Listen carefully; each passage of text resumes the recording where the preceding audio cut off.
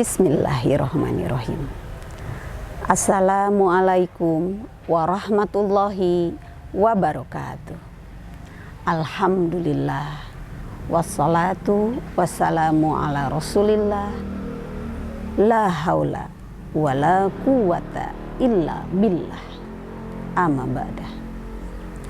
Puji dan syukur senantiasa kita panjatkan kehadirat ilahi Rabbi atas perkenannya. Kita sampai pada bulan Ramadan 1444 Hijriah ini.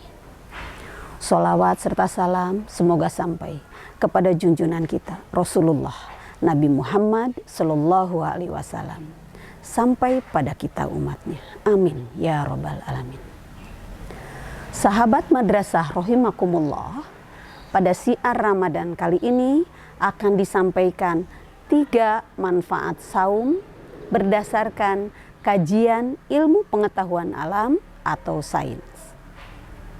Manfaat yang pertama, mengurangi kelebihan lemak dalam daging, sel darah, dan kulit. Jika kita makan melebihi kebutuhan tubuh kita, maka kelebihan makanan itu akan disimpan oleh tubuh dalam bentuk lemak. Pada saat saum, frekuensi makan kita berkurang. Dimungkinkan jumlah makanan yang masuk lebih sedikit dari kebutuhan kita. Nah, pada saat itu terjadi reaksi kimia spontan memecah lemak menjadi asam lemak. Jadi, ketika kita tetap beraktivitas selama saum, tidak tidur terus, otak akan memerintahkan tubuh mengaktifkan enzim lipase, memecah lemak menjadi asam lemak dan gliserol. Kemudian dibawa oleh darah ke sel yang membutuhkan energi. Di tempat sel yang dituju tersebut, asam lemak akan dimetabolisme menjadi adenosin trifosfat, senyawa kimia yang dengan mudah akan berubah menjadi energi ketika sel beraktivitas. Sedemikian menariknya efek saum dalam mengurangi kelebihan lemak, sehingga di Inggris itu populer ada the fast diet. Jadi 5 hari makan seperti biasa dan 2 hari itu puasa. Masya Allah. Manfaat yang kedua, proses penyembuhan secara spontan atau auto healing proses. Diyakini ini proses penyembuhan tanpa obat dan betul-betul atas dasar metabolisme yang diatur oleh Allah Subhanahu wa Ta'ala. Contoh yang sudah terjadi adalah proses penyembuhan penyakit lambung atau MAH. Secara teori dapat dijelaskan,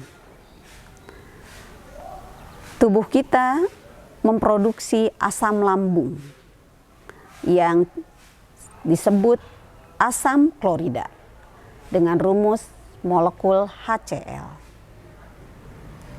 Jika HCl ini berlebih, maka akan menggerus dinding lambung pada saat lambung bekerja, sehingga terjadi luka lambung atau tukak lambung.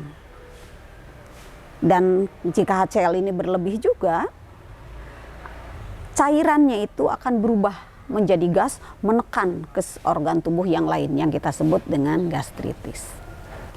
Padahal Allah Subhanahu wa Ta'ala menciptakan asam lambung itu dengan berbagai fungsi yang sangat membantu metabolisme tubuh kita.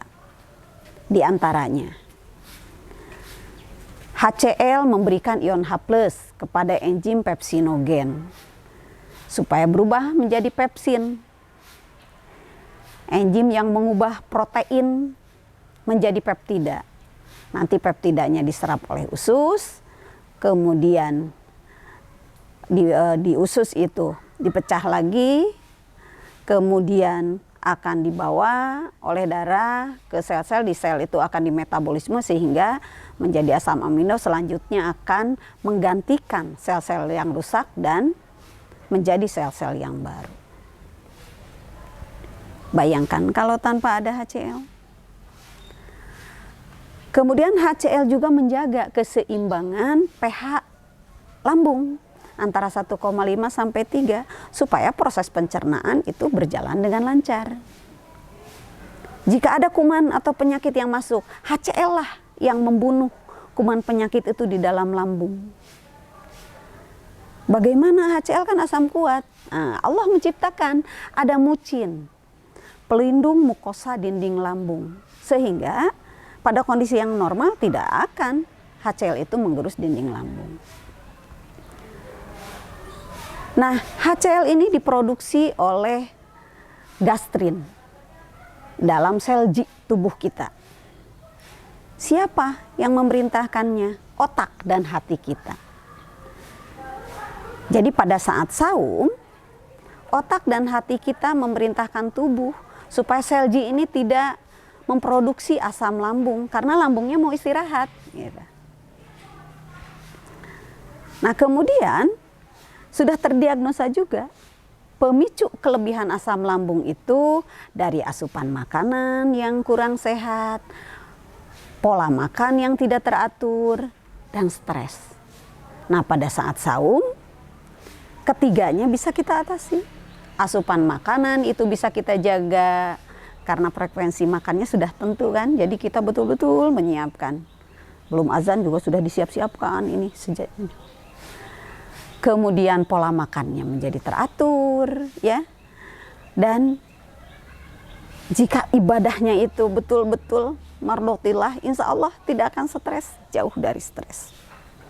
Jadi sangat logis kalau saum bisa menjadi proses penyembuhan secara spontan.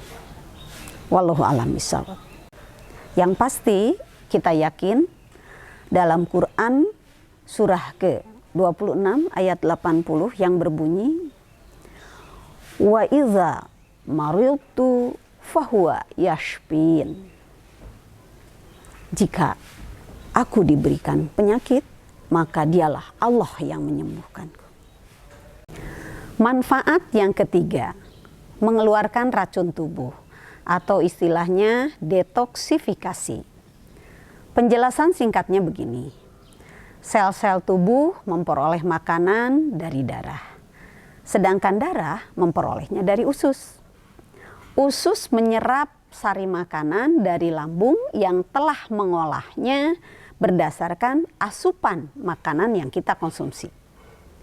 Jika ada racun dalam saluran usus, racun akan terserap dan ikut beredar bersama darah ke setiap sel-sel tubuh.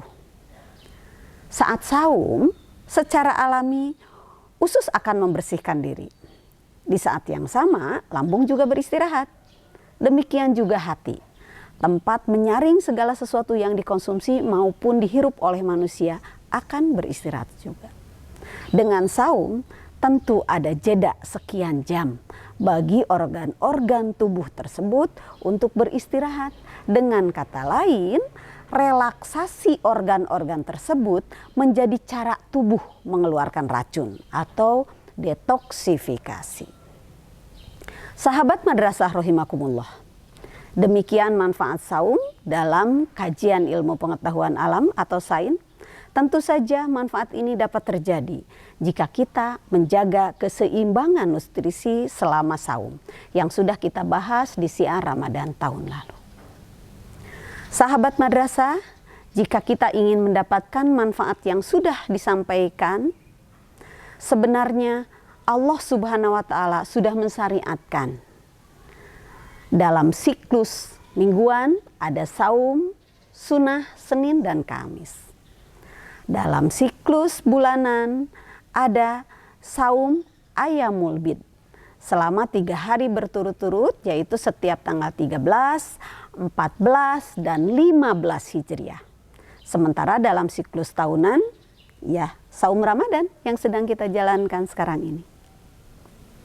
Demikian yang dapat disampaikan. Mohon maaf jika ada kehilafan kata.